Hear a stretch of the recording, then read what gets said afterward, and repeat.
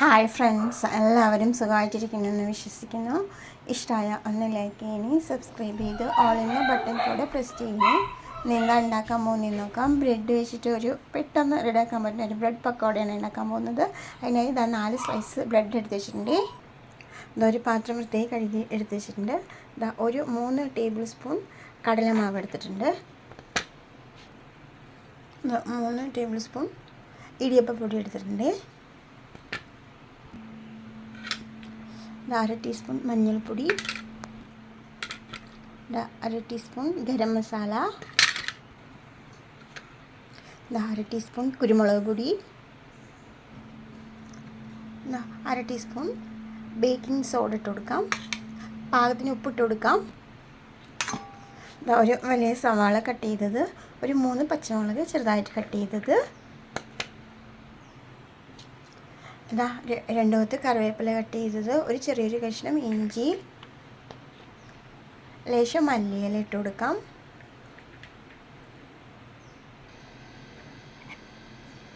ഇതെല്ലാം കൂടെ ഒന്ന് നന്നായിട്ട് മിക്സ് ചെയ്ത് കൊടുക്കണം. എന്നിട്ട് ഇതിന് പാകത്തിനുള്ള വെള്ളം ഒഴിച്ച് കൊടുക്കണം. ഒരുപാട് വെള്ളം ആവാനും പാടില്ല, കൂടാനും പാടില്ല, കുറയാനും പാടില്ല. കറക്റ്റ് വെള്ളമായിരിക്കണം. ഇതായപ്പോൾ വെള്ളം എങ്ങനെ ആയിട്ടുണ്ട്.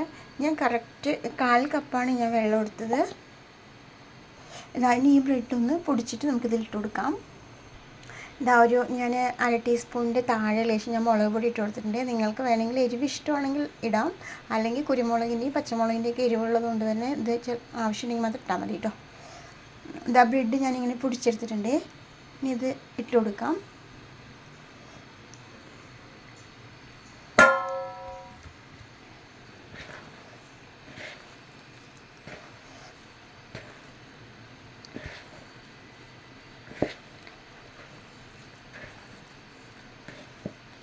ഭയങ്കര ടേസ്റ്റിയാണ് കേട്ടോ. ബ്രെഡ് ഒരു മധുരവും ടേസ്റ്റുള്ളൊരു സാധനം എണ്ണയിൽ ഫ്രൈ ആയി വരുമ്പോൾ അതിനൊരു പ്രത്യേക ടേസ്റ്റാണ്. പിന്നെ ഇങ്ങനെ എല്ലാം കൂടെ മിക്സിയിൽ ചേരുമ്പോൾ ഒരു ഭയങ്കര ടേസ്റ്റാണ് കേട്ടോ.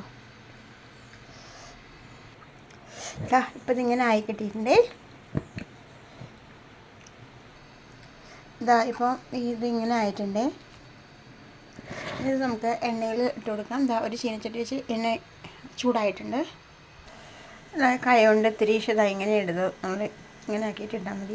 ഷേപ്പ് വേണമെങ്കിൽ ആക്കാം, ഇല്ലെങ്കിൽ ഇങ്ങനെ തന്നെ ആക്കിയിട്ട് ഇട്ട് കൊടുക്കാം കേട്ടോ. ഞാനിങ്ങനെ ഇട്ട് കൊടുത്തിട്ടുണ്ട്. ഇതൊന്ന് മൂത്ത് വരുന്നുണ്ട്, മറിച്ചിട്ട് കൊടുക്കണം. ഇതൊന്ന് ഉള്ളു വേവാൻ പതുക്കെ ആവുന്നുള്ളൂ. അപ്പോൾ അത് കാരണം കൊണ്ട് സിമ്മിലിടണ്ട, എന്നാലും കുറച്ചുകൂടെ കമ്മിയാക്കിയിട്ട് എപ്പോഴും ഫ്ലെയിം കുറച്ച് വെച്ചാൽ മാത്രമേ ഇത് വേഗമുള്ളൂ കേട്ടോ. അതൊന്ന് ശ്രദ്ധിക്കണം. അധികം ഇപ്പോൾ ഇതുണ്ടാക്കാൻ നോക്കുകയാണെങ്കിൽ വലിയ സമയമൊന്നും വേണ്ട കേട്ടോ. ഒരു 5 മിനിറ്റ് ഉണ്ടെങ്കിൽ മതിയാവും, പെട്ടെന്ന് തയ്യാറാക്കാം. പക്ഷേ ഇതിങ്ങനെയൊക്കെ ചെറിയ കാര്യങ്ങളൊക്കെ ശ്രദ്ധിക്കണമെന്നേ ഉള്ളൂ.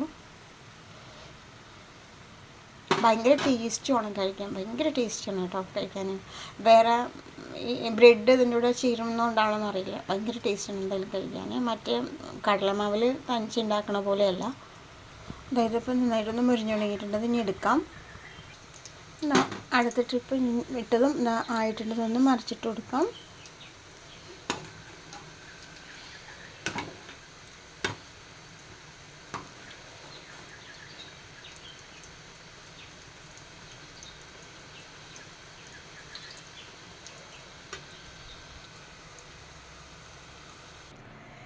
അങ്ങനെ നല്ല ടേസ്റ്റി ആയിട്ടുള്ള മൊരിഞ്ഞ നല്ല ബ്രെഡ് പക്കോട റെഡി ആയിട്ടുണ്ട്.